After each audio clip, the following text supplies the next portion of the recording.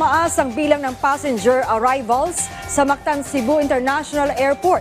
At mahigpit na seguridad naman ang pinatutupad ng PNP sa mga pantalan at bus terminal. Yan ang ulat ni Jessie Atienza ng PTV Cebu.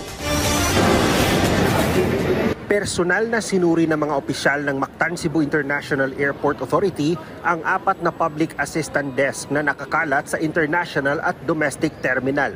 Bahagi ito ng kampanyang Oplan Biyaheng Ayos Pasko 2024. Nakakalat na rin ang kanilang mga security personnel sa iba't ibang bahagi ng paliparan at may mga nakatokang operations personnel na rin 24/7 para masigurong walang problema sa operasyon. We have run this already several times as a template.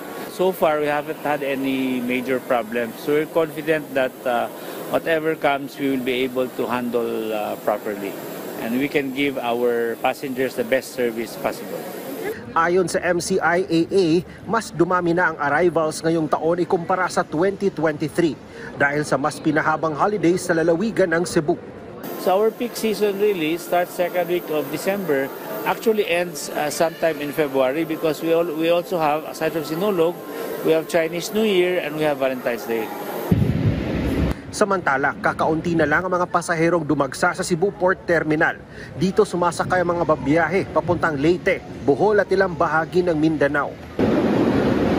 Ganun din ang sitwasyon sa Cebu South Bus Terminal. Nagsagawa naman ng inspeksyon ng Provincial Director ng Cebu Police Provincial Office. Kinausap ang mga security personnel ng terminal at maging ang mga bus drivers. Sa ngayon po nakikita po natin na maayos naman po ang takbo ng kalakaran dito sa South Bus Terminal. Maayos naman po at medyo maluwag naman po ang nakikita nating sitwasyon dito. Kumpara natin kahapon. Mas marami po yung kahapon. Mas marami daw po yung kahapon.